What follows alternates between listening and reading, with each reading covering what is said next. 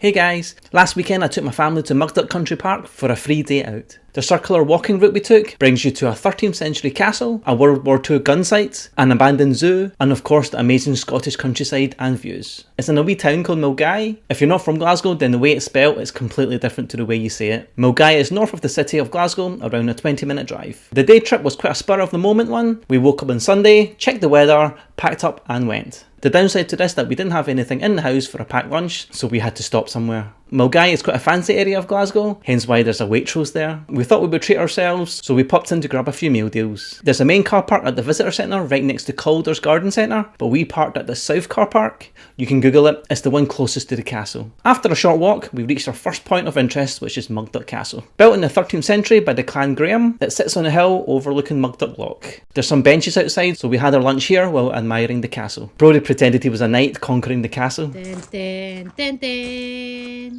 It is castle ruins, so it's unstaffed and free to enter. The boys let their imagination go wild as they explored the different areas of the site. Here you can see where the kitchen used to be, and even the remains of the fireplaces in each room. There's only one tower remaining, so we went up, but unfortunately we couldn't gain access inside.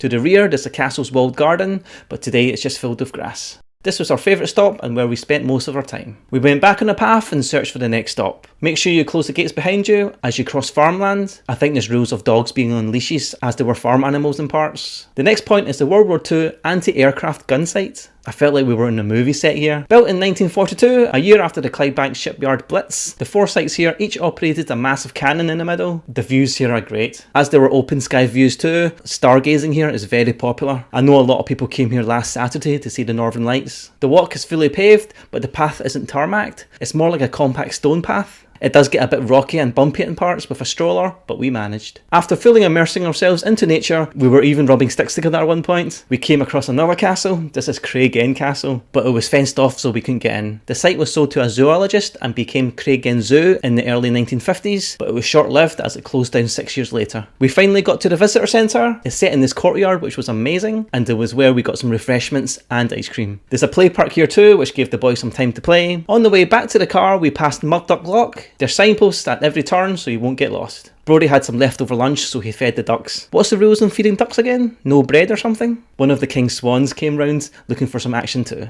We spent a total of 7 hours here, which didn't feel like it was, but we did take our time. It's been so long since we've been to this country park. Definitely a great place to spend a day. We recommend it. Thanks for watching. We're trying to grow our YouTube channel, so subscribe here for vlogs and longer content.